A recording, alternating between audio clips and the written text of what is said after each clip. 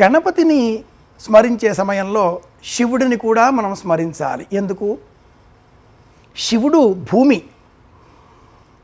ఈ భూమండలంలో ఉండేటటువంటి గ్రావిటేషన్ పవర్, గురుత్వ ఆకర్షణ శక్తి, అది గణపతి. కనుక గణపతి మహామంత్రాన్ని సర్వజనం మే వశమానయ వశమానయ స్వాహ, బీజాక్షరాలు చాలా ఉంటాయి, ఈ మాధ్యమం ద్వారా చెప్పకూడదు.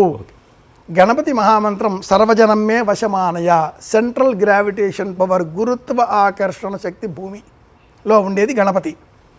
ఈ భూమి మీద పెరిగేటటువంటి చెట్లు చేమలు, ప్రకృతి, the nature so called is called Parvati, goddess Durga.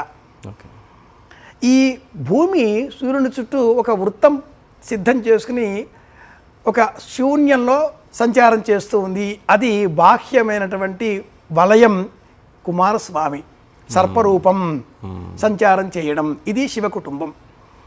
శివుడి నెత్తి మీద ఉండేటటువంటి చంద్రుడిగా, ఈ భూమి చుట్టూ తిరిగేటటువంటి చంద్రుడిని ఉపగ్రహంగా సూచిస్తుంది సంప్రదాయం. మనకంటే పెద్ద శక్తి ఆలయం కనుక మనం ఆలయానికి వెళ్ళి ప్రదక్షిణ చేస్తూ ఉంటాం. భూమి కన్నా కూడా పెద్ద శక్తి కనుక సూర్యుని చుట్టూ ఈ భూమి తిరుగుతూ ఉంటుంది. భూమి తనకన్నా పెద్ద శక్తి కనుక చంద్రుడు భూమి చుట్టూ తిరుగుతున్నాడు. ఇలా ఈ గణపతిని స్తోత్రం చేసే సమయంలో శివ శివమూర్తి అని ఎలా చెప్పుకుంటామో, అలాగే ప్రభుం ప్రాణనాథం అని ఎలా మీరు జ్ఞాపకం చేశారో, గణపతికి గానాధిపత్యం ఇవ్వాలి.